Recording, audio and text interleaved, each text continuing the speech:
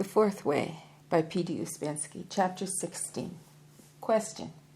Does the ability to recognize the possibilities depend on change of being, which can only be achieved after a long period of small efforts? Answer. There are two things we must understand about this. Things are in a different relationship to possibilities. Some things, although they have not yet happened, and although it may seem to us that they can happen in one way or another, are in reality predestined. Nothing can be changed because such big causes are moving these things that, although they have not yet happened, they can happen only in one way. In relation to some other things, the repetition is not so strict.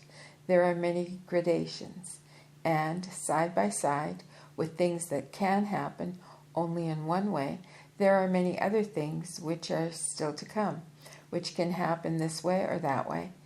It is necessary to understand that this is a principle, to understand why things are different and what is different about them. Take today. Certain things have to happen. Tomorrow, no. Okay, let's start over here. Take today. Certain things have to happen tomorrow because their causes lie in last year or in 10 or 20 years ago. But if the cause of certain things that will happen tomorrow lies in today, then they can happen differently tomorrow if something is done differently today. So it is a question of the nature of the causes and where they are. You can look at it like this. Suppose you see things going on in exactly the same way for a long time, and then you cannot expect a sudden change without some particular reason. Other things may be comparatively new. Certain tendency has just appeared, and so it may easily disappear. But if the tendency has been going on in the same direction for a long time, it's difficult to see a possibility of change. That is the only way that we can discuss it, for we cannot know anything definite about these things. You must remember one principle in relation to this. Things are not the same.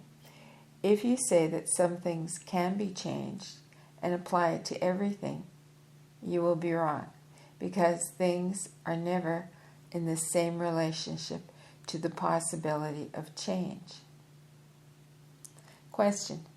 May the possibility of variation in people's recurrences mean that people born in one recurrence might not be born in the next? Answer. This is possible only in some cases, but we cannot go into details of this kind. What I want you to understand definitely is that as long as people are quite mechanical, things can repeat and repeat almost indefinitely.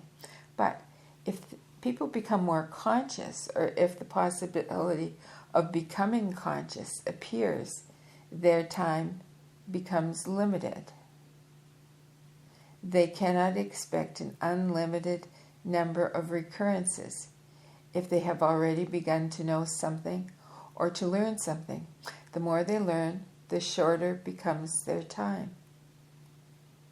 People always forget that there is only a very limited number of chances for everyone.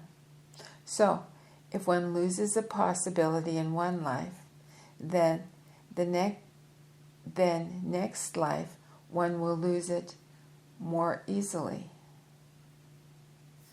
The closer one comes to the possibility of change, the smaller the number of chances becomes.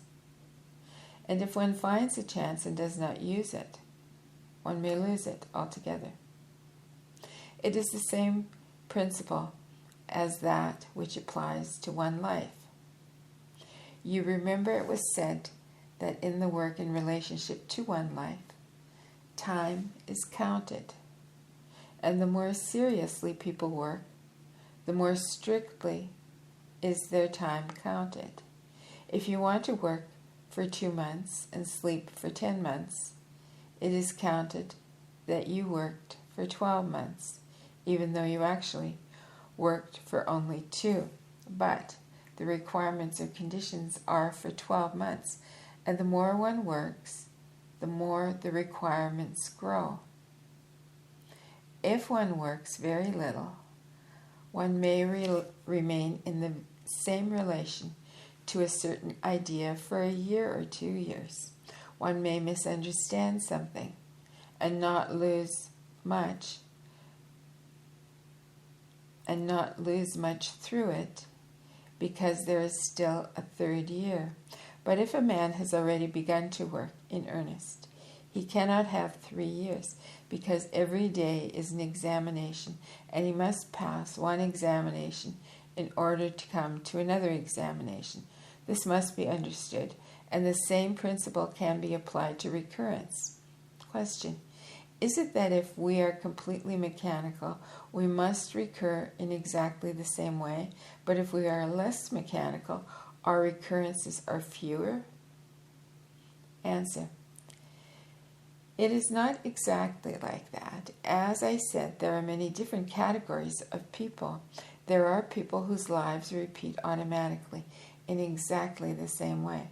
Other people may have different small changes and modifications, all on the same level.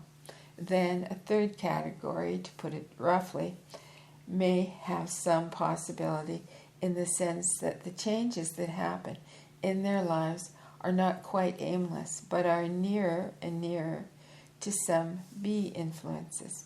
When the fourth category come nearer to the possibility of meeting a school. The thing to understand is that people are not equal in relation to these possibilities, and of course, those who have already found some possibility and have discarded it prove themselves inadequate of development. Question: I still do not understand why time should be limited for anyone who has worked, but that not for one who has not. Answer: for one who has not yet begun to awake, time is not counted because it does not exist. Everything repeats, always the same, again and again. You can take it like this: knowledge is limited, but since people do not take any knowledge, for them it is not limited. Then, as I say, you can draw a comparison with an ordinary school. It is not possible always to remain in the same class. One must either make progress or go. Certain demands are made, and if people do not fulfill these demands, they may lose the possibility. So, if one has begun to work, one must go on. Suppose someone begins to work and then fails. This shows his inability to work. And then, what is the meaning of his existence? Try to think about it from this point of view. Question: is everyone given access to one or other ways in some cycle or other? Answer: I do not know, and we cannot know such things. We can speak only about ourselves. We have a chance, that is all we know. So we must think about ourselves.